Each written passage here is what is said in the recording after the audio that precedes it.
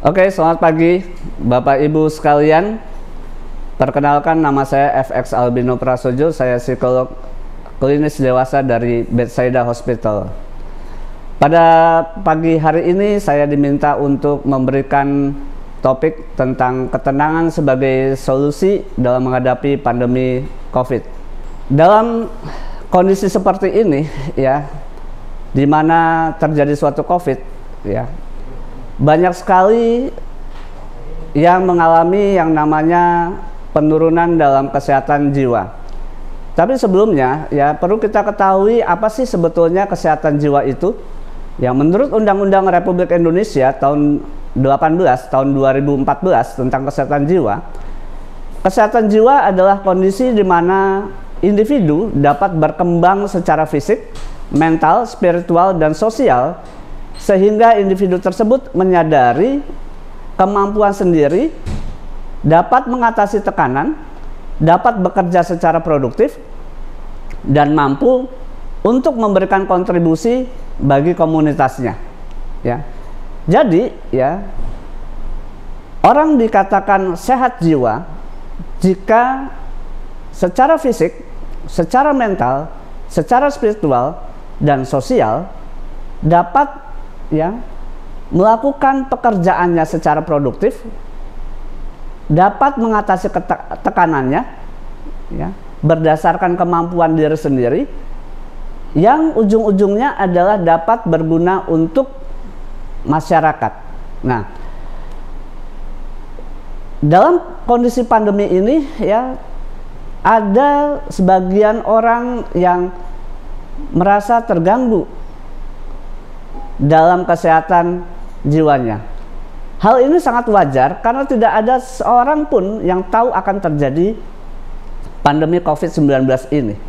Dan nggak ada satu orang pun yang mau adanya pandemi COVID ini. Ya, kapan akan berakhir kita juga tidak tahu.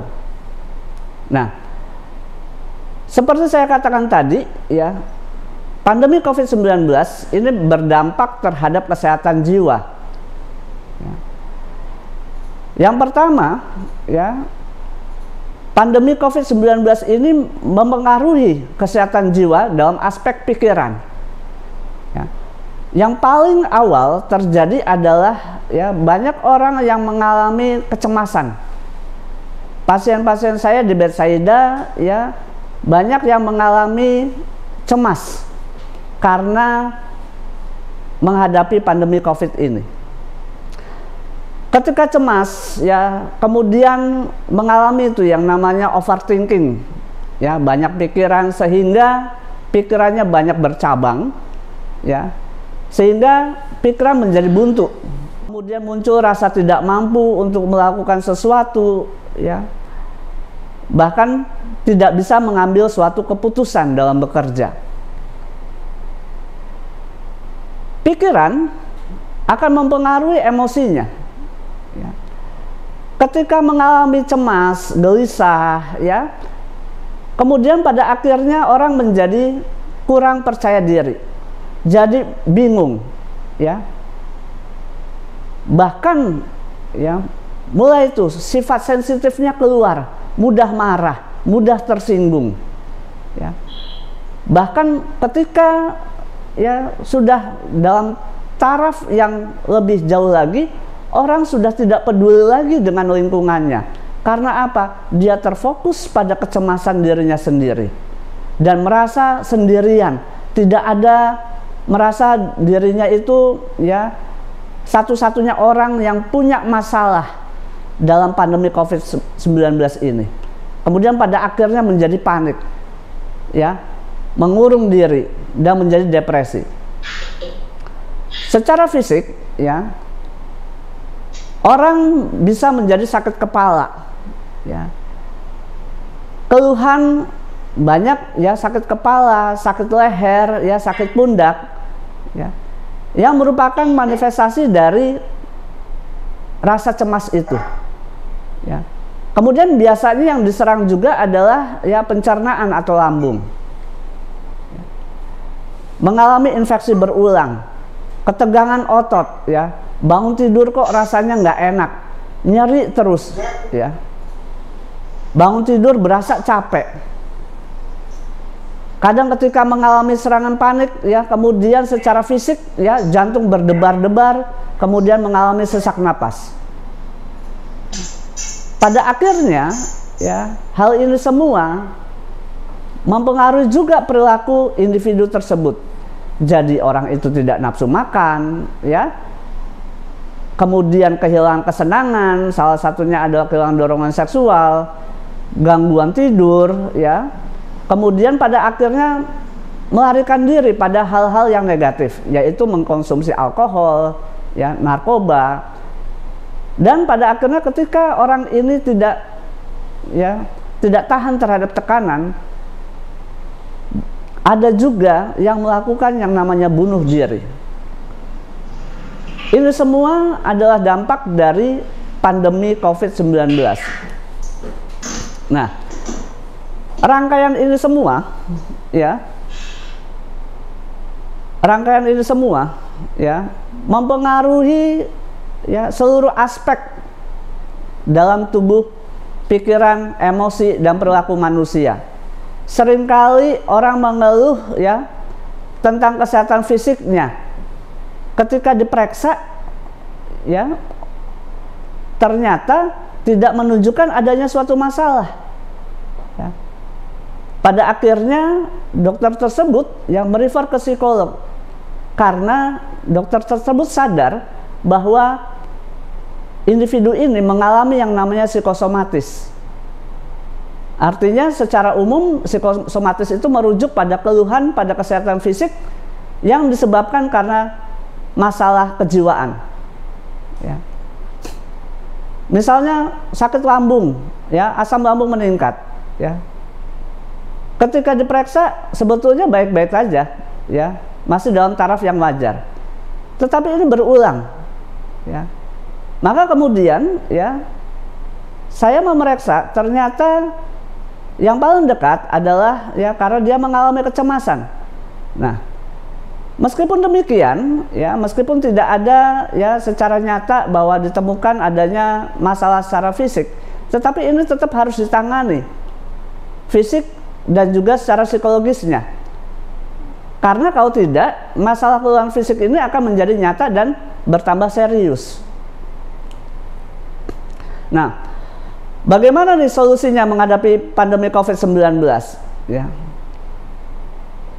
Satu, hanya ketenangan yang merupakan kunci yang dapat membuat kita melewati pandemi COVID-19 ini. Kenapa sih harus tenang? Ya. Karena, ya, ketenangan itu, ya, membuat kita akan bisa berpikir secara jernih dalam menyelesaikan masalah kehidupan kita selama pandemi COVID ini. Sekali lagi, kita tidak pernah tahu kapan selesai ini COVID. Ya. Nah, bagaimana caranya kita dapat tenang dalam menghadapi COVID-19? Ya. Orang cemas seperti itu datang, ya, ke tempat saya, ya. Kemudian solusinya adalah disuruh tenang memang, ya. Kalau cemas tidak akan menyelesaikan masalah. Tetapi ketika tenang, ya, dapat berpikir jernih, ya, maka orang itu dapat menyelesaikan masalah. Caranya adalah, ya, kita harus menjaga keseimbangan kesehatan mental dan fisik. Seperti saya katakan tadi, bahwa kasus psikosomatis selama pandemi COVID ini, ya, semakin bermunculan. Ya. Penyakit fisik muncul disebabkan karena adanya suatu masalah secara mental atau kejiwaan. Maka ini harus diseimbangkan. Ya. Memang, ya, tidak bisa 100%, ya, 50-50 akan menjadi baik dua-duanya. Minimal, ya, kita harus menjaga keseimbangan itu, ya, menjadi sesuatu yang ideal. Nah, maka apa yang bisa dilakukan? Satu, self healing ketika merasa khawatir atau cemas, ya. Cemas, ya, kadang-kadang yang pada titik tertentu, ya, membutuhkan suatu obat. Tetapi, ya, pada dasarnya, ya, ketika diberikan obat, ya, obat itu harus, ya, sesuai dengan anjuran dokter, ya. Terkadang yang saya temukan adalah ketika obat itu diberikan 3 kali sehari, pagi, siang, dan malam, ya, pagi sudah minum, kemudian beberapa jam setelah minum, kemudian tetap tuh, ya, timbul, ya, serangan panik. Akibatnya apa? Ya, karena panik, ya, yang harusnya obat diminum siang, ya, akhirnya diminum, ya, beberapa jam setelah dosis pertama diminum, ya. Dan ini akan menjadi konsumsi obatnya tidak teratur, ya, malah akan, ya, menjadi, ya, tidak sesuai dengan anjuran dokter, ya. Maka sebetulnya ketika muncul cemas, ya, tetap, ya, harus menggunakan pada tingkatan tertentu, ya. Ketika sudah diberikan obat, ya, ada hal yang bisa dilakukan, ya, pada saat kita muncul cemas, yaitu adalah self healing. Misalnya adalah yang pertama adalah meditasi, ya. Meditasi ini, ya, bisa dilakukan kapan saja, ya, sesegera mungkin ketika kita menghadapi suatu kecemasan, ya. Ketika kita cemas, ya, maka orang tersebut harus bisa mengenali dirinya sendiri. Pasti ketika mulai cemas, ya, dia bisa merasakan tuh yang namanya jantung mulai berdebar, ya, bisa jadi kemudian mulai keringat dingin, ya. Nah, ketika mulai seperti itu, ya, cobalah, ya, untuk meditasi. Meditasi itu bukan seperti, ya, di film-film gitu, ya, tempat yang sunyi seperti itu. Justru, ya, bisa di tempat mana saja, ya. Pertama yang bisa dilakukan adalah cari tempat yang nyaman buat kita sendiri terlebih dahulu. Ambil waktu, ya, untuk bisa menenangkan diri, ya. Untuk membantu, ya, gunakan musik, ya, gunakan musik yang menjadi favorit kita, ya.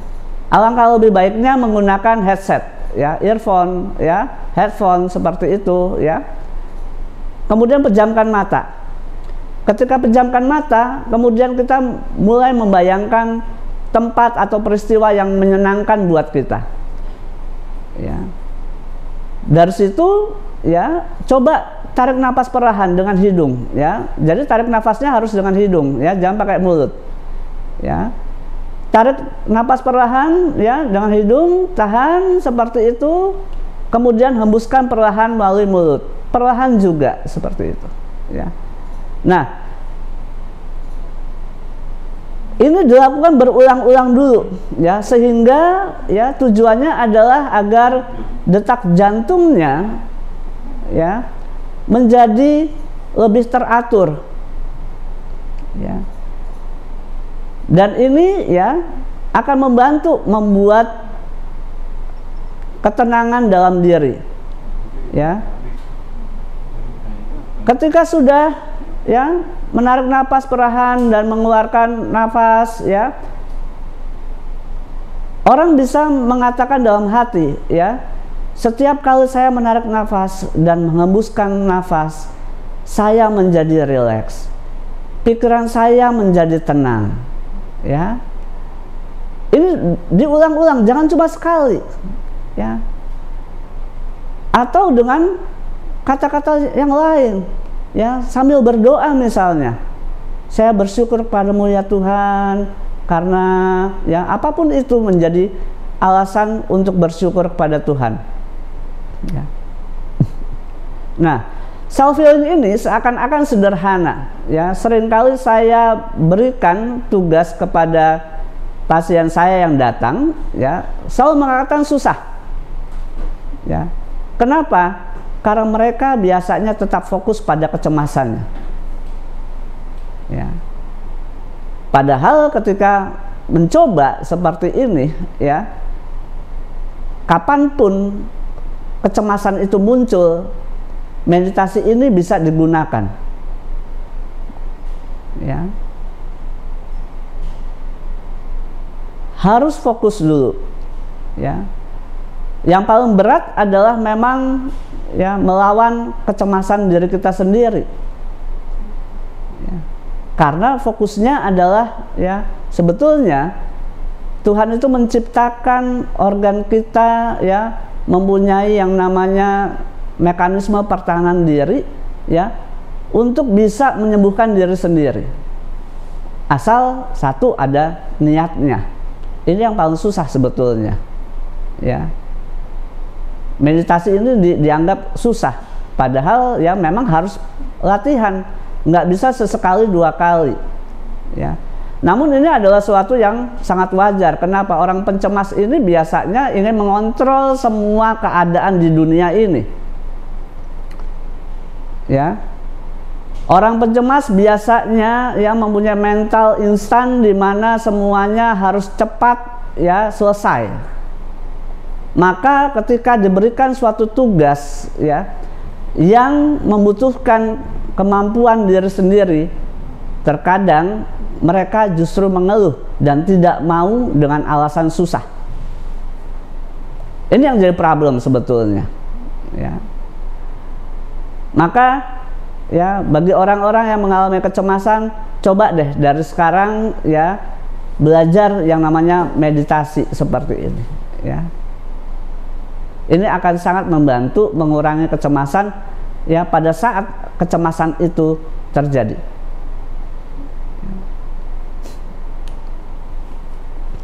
Yang kedua adalah bersyukur ya, belajar untuk bersyukur atas apa yang kita dapatkan, terutama jika tidak sesuai dengan harapan atau keinginan kita. Kata terutama ini menjadi hal yang sangat penting. Kenapa? Orang kebanyakan bersyukur itu ketika dapat sesuai dengan harapan kita. Itu hal yang sangat wajar ya, ketika kita mendapatkan prestasi maka kita senang, kemudian ngadain syukuran, bagi-bagi makanan ya. Tapi pernahkah ya kita bersyukur ketika apa yang kita harapkan itu nggak sesuai dengan harapan kita ya? Justru itulah tantangannya ya bagi kita umat manusia untuk bisa bersyukur. Bersyukur kepada Tuhan meskipun apa yang kita inginkan itu tidak dapat, tetapi kita harus bersyukur apa yang Tuhan berikan itu sebetulnya menjadi kebutuhan kita. Ya. Rasa syukur itu membantu menurunkan kadar hormon kortisol, ya, hormon stres dalam tubuh kita sekitar 23%. Ya, artinya apa? Ya, artinya dengan rasa syukur ini sebetulnya bisa mencegah masalah kesehatan yang dapat memicu stres. Bisa bayangin ya, diskon 10% aja, ya itu dikejar-kejar tuh, pakai aplikasi ya, apalagi 23% tuh, ya lumayan juga diskon, ya. Maka bisa bayangin kalau hormon kortisolnya itu berkurang ya sekitar 23%, ya. Itu bisa secara signifikan ya akan mengurangi kadar stres, ya.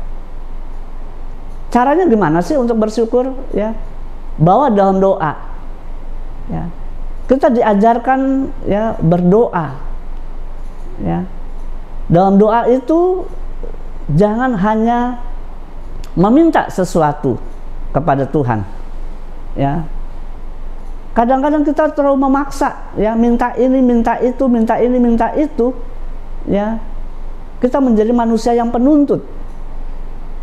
Padahal dalam doa yang terutama adalah bersyukur apa yang kita dapatkan dan apa yang kita belum dapatkan. Ingat bahwa ya Tuhan itu selalu tahu apa yang menjadi kebutuhan kita, bukan apa yang menjadi keinginan kita. Maka bersyukurlah kita dapat memenuhi kebutuhan kita. Ya. Doa dilakukan ya sebelum tidur dan sesudah bangun tidur. Ya, ucapkan syukur itu. Ya.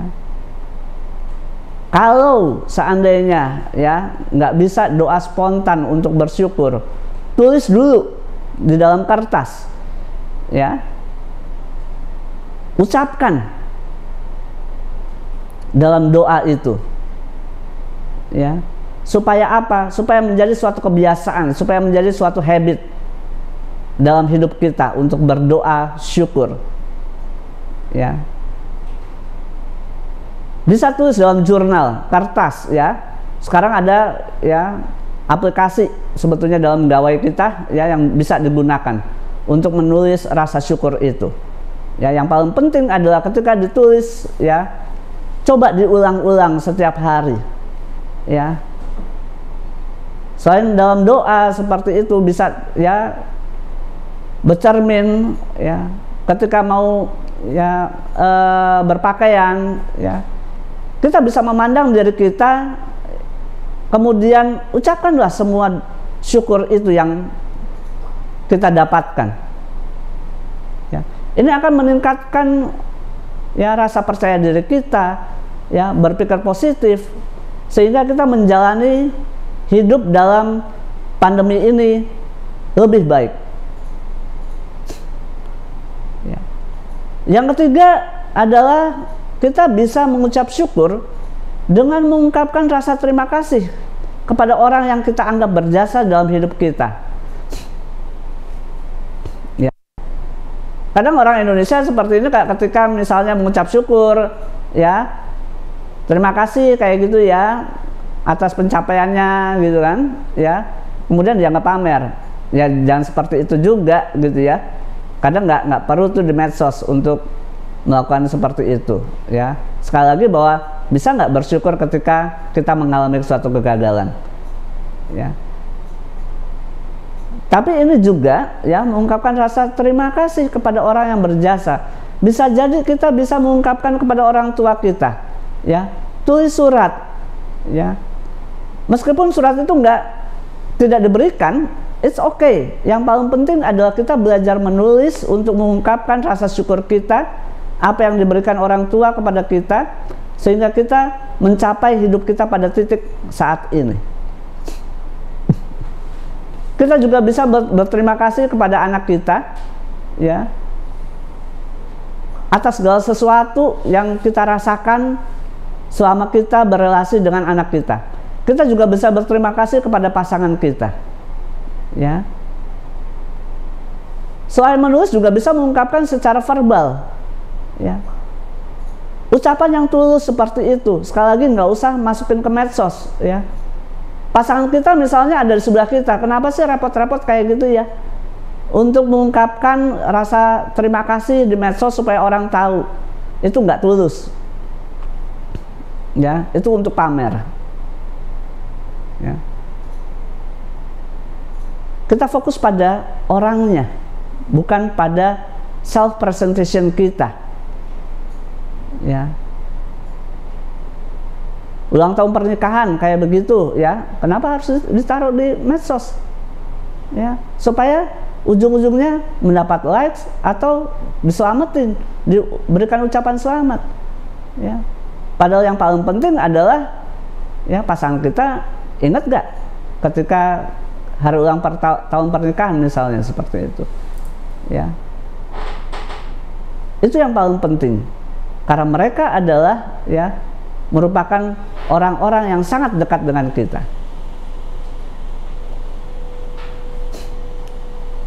Nah, tetap, ya, melakukan aktivitas, ya, berkegiatan sesuai dengan, ya, minat kita atau hobi kita, ya.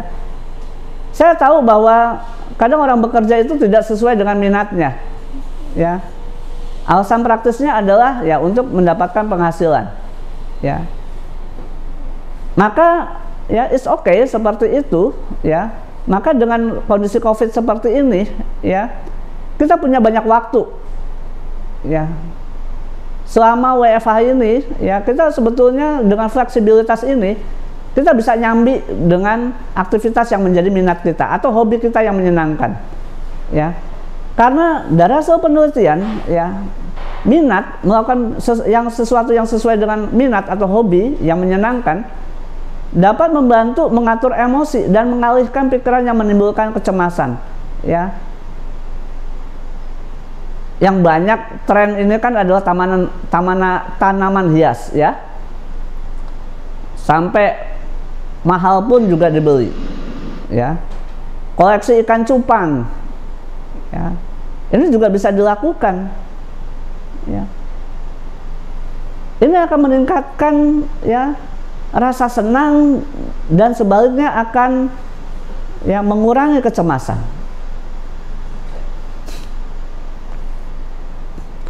Selanjutnya, bijak menyaring berita tentang pandemi COVID. Ya, prinsipnya adalah kita lebih bijak kok ya untuk tidak mengetahui segalanya ya tentang COVID ini. Ya, kenapa? Ya, apalagi kalau ya informasinya itu ya berasal dari sumber yang tidak bisa dipercaya.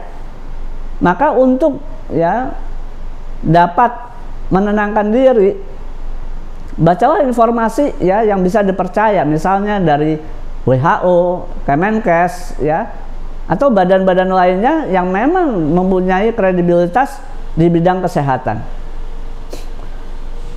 Bisa membatasi waktu dalam membaca atau menonton berita, misalnya 2 kali sehari.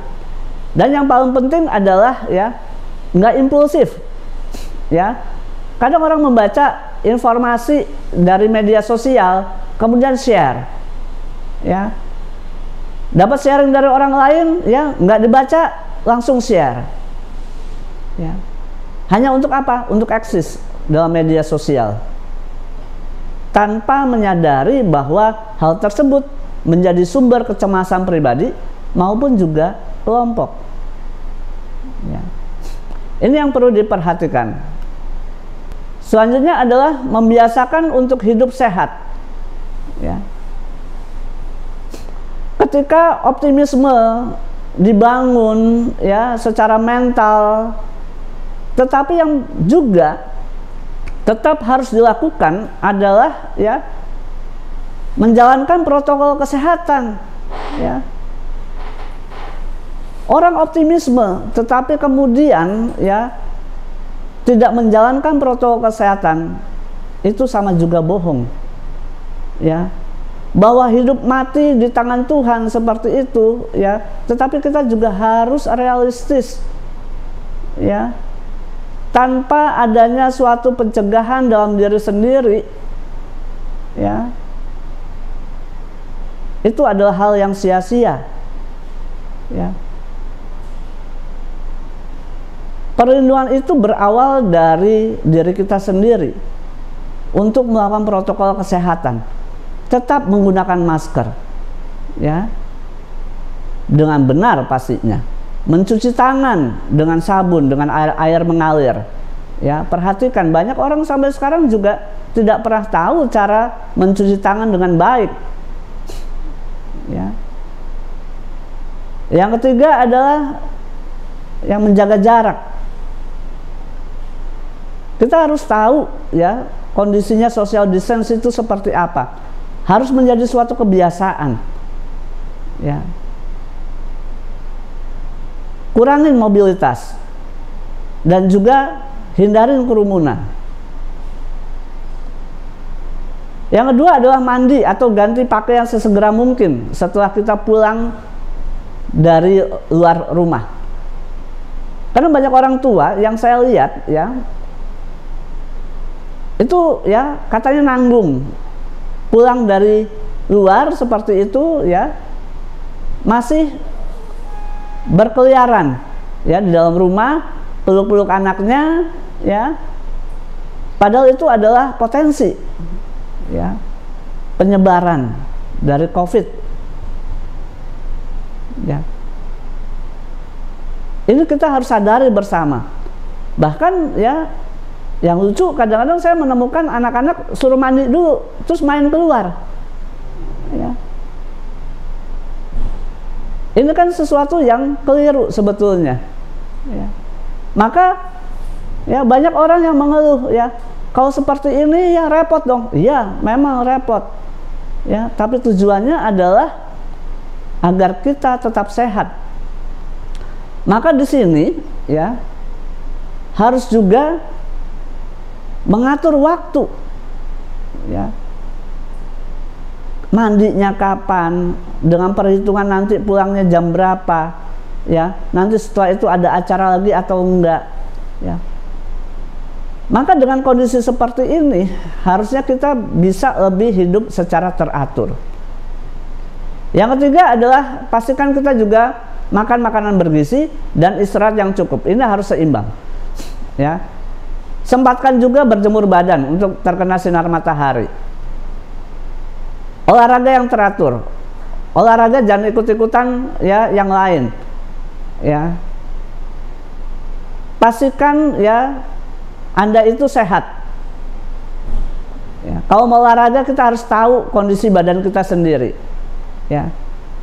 Jangan kemudian lagi tren naik sepeda ya. Wah. Ada yang 100 kilo ikut peletonan 100 kilo seperti itu. Ya. Tapi nggak kuat. Ya, gengsi, ya, akhirnya serangan jantung. Nah, ini ya sesuatu yang salah, ya. Berolahraga sesuai dengan kebutuhan, jangan karena tren. Bisa juga kalau nggak kuat, ya jalan aja, ya, it's okay. Jogging juga okay, ya. Jangan kemudian, ayo, ya. Ke tempat-tempat yang ada fotografernya, ya, supaya ujung-ujungnya masuk media sosial lagi. Ya. Atau kalau nggak sempat, ya, ini juga sebetulnya olahraganya bisa dalam bentuk peregangan otot, stretching, ya, kurang lebih 20 menit, ya, untuk menjaga kelenturan otot. Ketiga ada aktivitas otot membuat, ya, karena dengan kelenturan otot ini, ya, akan menurunkan hormon kortisol, hormon stresnya akan menurun, dan hormon endorfinnya juga akan meningkat. Yang terakhir adalah hidup sehat, ya. Pemeriksaan medis juga diperlukan. Kalau Anda, ya, sudah mulai ada keluhan, ya, kok kayaknya jantungnya suka berdebar-debar, ya. Untuk memastikan apakah ini, ya, merupakan kecemasan, ya, atau bukan, ya.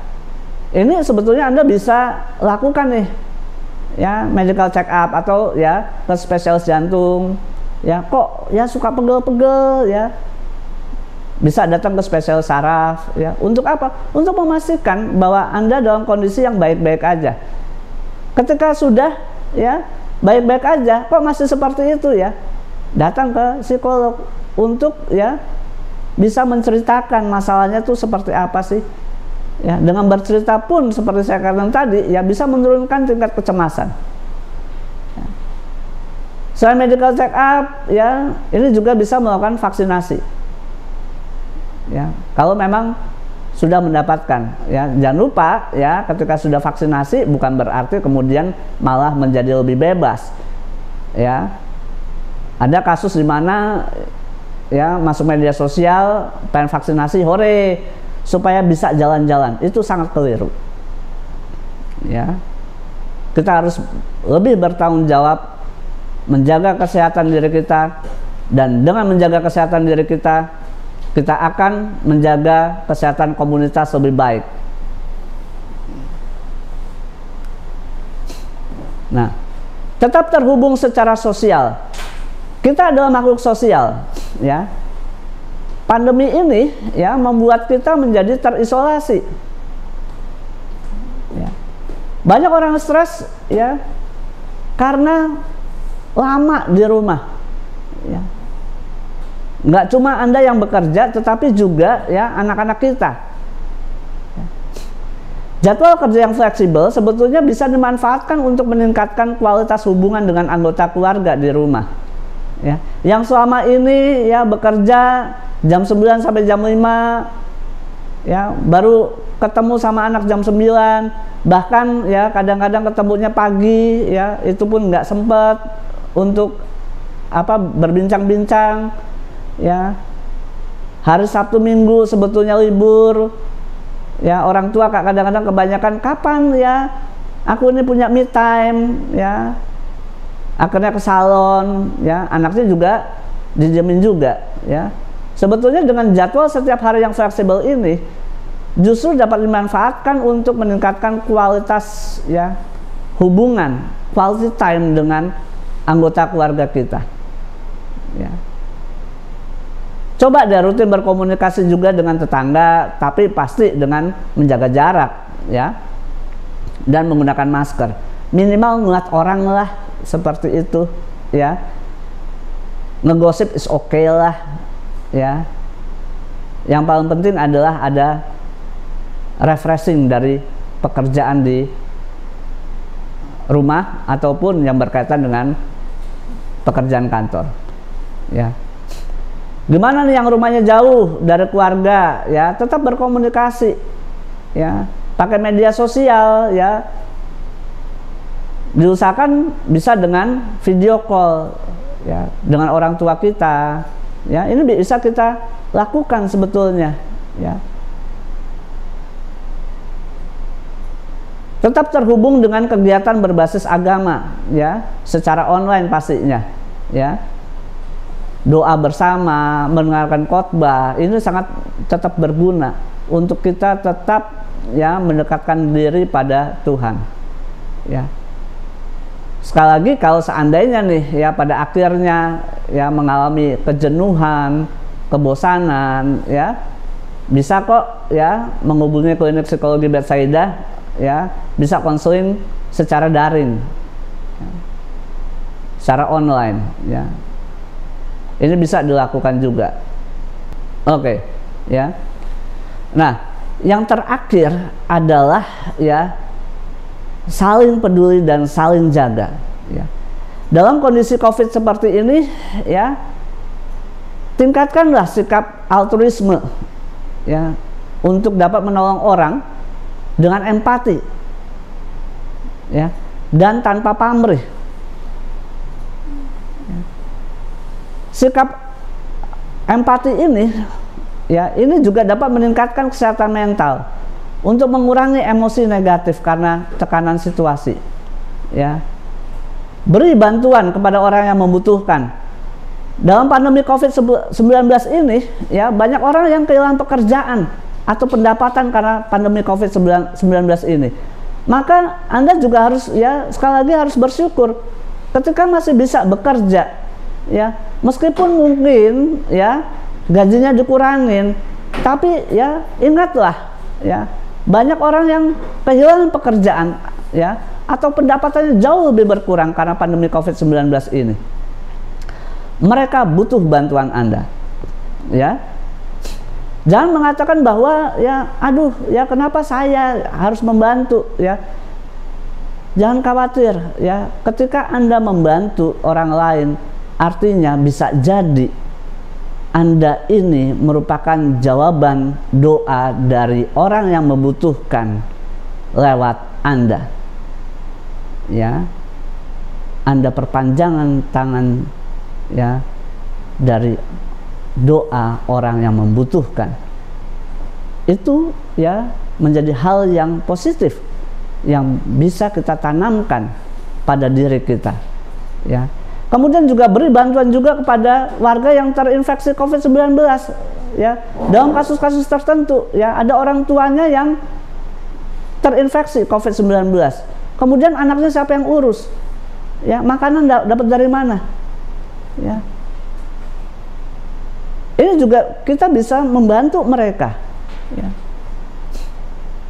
Yang kedua adalah bersama-sama membangun kesadaran kolektif untuk menghadapi situasi pandemi ini, ya. Misalnya bersama-sama kita menjalankan protokol kesehatan demi kenyamanan bersama, ya. Bisa bayangkan nggak ketika misalnya orang kita tidak pernah tahu apakah kita ya OTG atau enggak, kayak gitu, ya, nggak pernah pakai masker, ya, kemudian jalan-jalan, ya, kemudian pada akhirnya menularkan kepada orang lain yang lebih lemah kondisinya, ya. Maka artinya di situ tidak ada kesadaran kolektif, ya. Nggak mau pakai masker karena ngap, ya. Ya kalau nggak mau pakai masker ya di rumah, jangan kemana-mana. Ya. Ini juga akan membuat menjadi cemas. Bisa bayangkan gitu ya, ketika Anda keluar rumah, ya, malah sengaja untuk ke tempat tetangga, ini akan membuat ketidaknyamanan. Ya. Sebaliknya, ya, tolonglah kita bersama-sama menyadari, ya, bahwa dengan bersama-sama menjalankan protokol kesehatan, ya, kita akan menjaga diri kita sendiri dan juga menjaga kesehatan orang lain. Dan yang terakhir adalah berhenti untuk menjauhi atau memberikan stigma kepada misalnya penyintas ya COVID-19 atau tenaga kesehatan. Ini masih berlangsung loh, ya. Takut ketularan, ya. Padahal seperti tenaga medis, mereka berupaya agar ya bisa menyembuhkan orang-orang yang terkena COVID ini. Ya. Ini yang kita harus sadari, bahwa cepatnya penyelesaian pandemi COVID-19 ini ya harus merupakan menjadi tanggung jawab bersama yang menjadi kesadaran kolektif. Ya. Bahwa COVID-19 ini masih ada dan kita harus bersama-sama menanggulanginya dengan cara-cara ya yang sudah ditetapkan oleh pemerintah. Jangan ada lagi kemudian yang berpikir bahwa COVID-19 ini adalah ya konspirasi. Ya. Tanpa melihat ya bahwa banyak juga yang meninggal karena infeksi COVID-19 ini. Jadi marilah kita bersama, ya, tidak hanya sendiri-sendiri, ya, untuk yang menyelesaikan pandemi COVID-19 ini. Sekian dari saya, terima kasih.